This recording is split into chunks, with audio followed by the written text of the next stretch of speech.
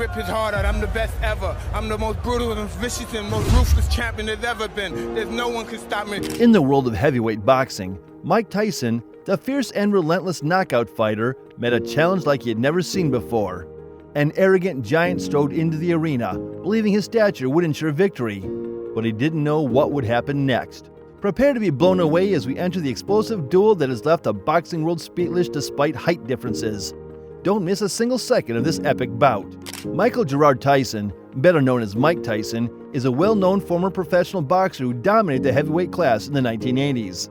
Tyson left a lasting impression on the sport with his amazing talent, strength, and terrifying presence. When discussing Tyson, one common question is how tall he is. The answer is simple. Mike Tyson is 5 foot 10 inches tall, or around 178 centimeters. While Tyson was not the tallest figure in the heavyweight division, he compensated with tremendous speed, agility, and physical force. Tyson's performance inside the ring was anything but ordinary, despite his relatively average height for a professional boxer. Because of his rapid footwork and lightning-fast punches, he was able to close the distance between himself and his opponents. My style is impetuous, my defense is impregnable, and I'm just ferocious. I want your heart, I want to eat his children. Praise be to Allah. Tyson's smaller frame also allowed him to generate enormous force behind his blows, frequently knocking out opponents in the first round. Tyson's ability to knock out opponents of all sizes was a testament to his incredible power and skill in the ring. One notable example of this was his fight against Frank Bruno. Mike Tyson defeated Frank Bruno, a towering British puncher, in a stunning 5th-round TKO victory in a highly anticipated bout.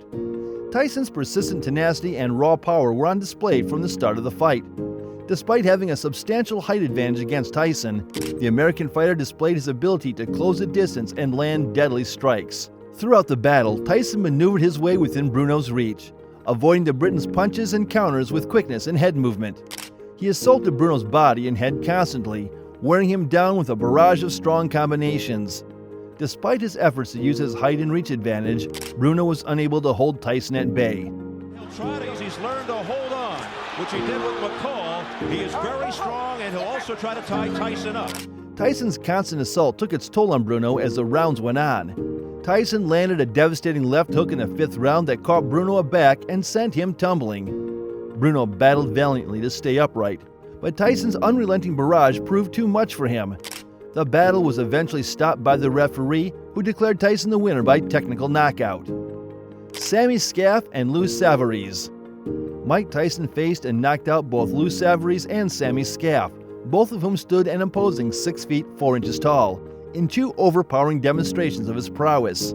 Despite his opponent's significant height advantage, Tyson demonstrated his ability to overcome size disadvantages and produce stunning knockouts. Tyson wasted no time in expressing his supremacy against Lou Savarese.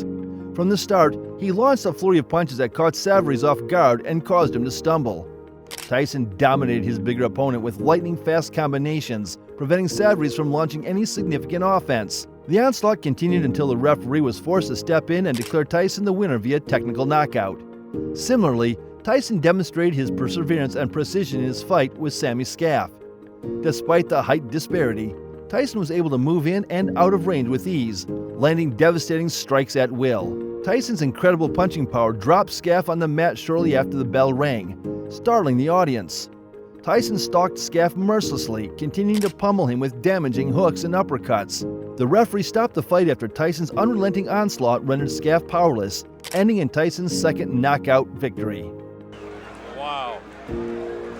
Well, he gave everybody what they expected. Tyrell Biggs. Mike Tyson displayed great patience and precision boxing skills in his first fight against 6'6" Tyrell Biggs, ending in a knockout victory.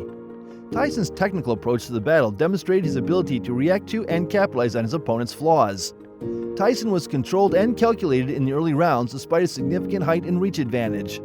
He watched Biggs' every move and timing, patiently waiting for the right moment to strike. Despite the temptation to rush in, Tyson remained focused and disciplined, refusing to let Biggs determine the tempo of the fight. Tyson began to reduce the distance more efficiently as the rounds proceeded, sneaking past Biggs' jabs and negating his reach advantage. He skillfully maneuvered his way inside Biggs' guard, where he unleashed deadly head and body combinations. Tyson's technique and timing were on full display as he exploited gaps in Biggs' defense with perfect accuracy. Tyson's persistent pressure began to wear down Biggs with each round. The taller boxer battled to keep Tyson at bay and was a target of a flurry of punches. Tyson's earlier patience paid off as he was able to create opportunities and pounce on them with deadly effect. Tyson's persistent assault took its toll on Biggs in the later rounds. Tyson landed a powerful blow that drove Biggs to the canvas, startling the audience. Despite his best efforts, Biggs was unable to recover in time, and the referee called him out, giving Tyson the knockout victory. Andrew Golota. Mike Tyson faced Andrew Golota, a tall and experienced fighter, in one of his stunning knockouts.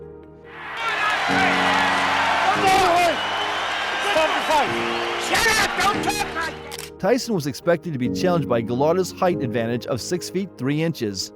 Tyson's pervasive aggression and skill, on the other hand, proved too much for Golota to handle. Tyson displayed his trademark head movement and lightning-fast footwork from the start, making it tough for Golota to find his range and strike meaningful punches. Tyson closed the distance with deftness, slipping through Golota's defenses and delivering strong body and head shots. Despite his expertise and Olympic background, Golota found it difficult to deal with Tyson's aggression. Tyson's savage onslaught in the early rounds left Golota obviously rattled and unable to build a meaningful offense. Tyson's barrage continued in successive rounds, wearing down his opponent even more. As the bout went on, it became clear that Golota could no longer withstand Tyson's onslaught.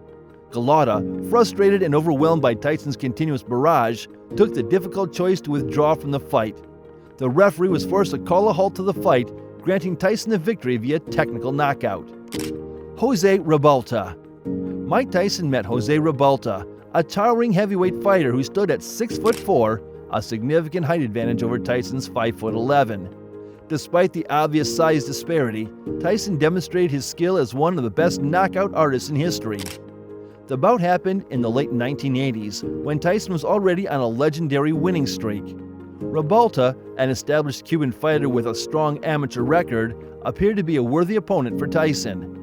Tyson showed no fear or hesitancy in the face of Rebalta's height advantage from the start. He used his signature bobbing and weaving to dart within Rebalta's wider reach and avoid his opponent's attempts to keep him at bay. Tyson's constant pressure and superb head movement were too much for Rebalta. Tyson landed a strong double right hand in the second round, knocking Rebalta to the canvas. Despite being knocked down, Rebalta fought back, but Tyson's unrelenting aggression and vicious power were too much for him. Tyson demolished Rebalta round by round, hitting his middle with crushing hooks and unleashing his famous combo punches. Tyson downed Rebalta again in the 8th round with a huge left hook. The Cuban warrior attempted to regain his calm, but the fight was eventually interrupted to avert additional punishment. David Jaco. Mike Tyson met David Jaco in one of his early battles, a strong opponent towering at 6'6", a huge height advantage over Tyson's 5'11" stature. The fight took place at a period when Tyson was gathering momentum and showcasing his enormous boxing talent to the globe. But, well, here's another person who could stretch Mike Tyson, David Jaco. Jaco, known for his hardness and resilience, entered the ring with the intention of challenging the growing star. Tyson, on the other hand, wasted little time in displaying his strength and aggression. Tyson closed the distance fast and unloaded a barrage of punishing punches on Jaco from the start. Despite his physical advantage, Jaco struggled to keep Tyson at bay as the shorter fighter maneuvered skillfully inside his reach. Tyson hit Jaco with a powerful blow that left him falling to the ground within the opening minute of the fight. Even though he was scared, Jaco tried to get better and fight back, but Tyson's constant attacks were too much for him to take.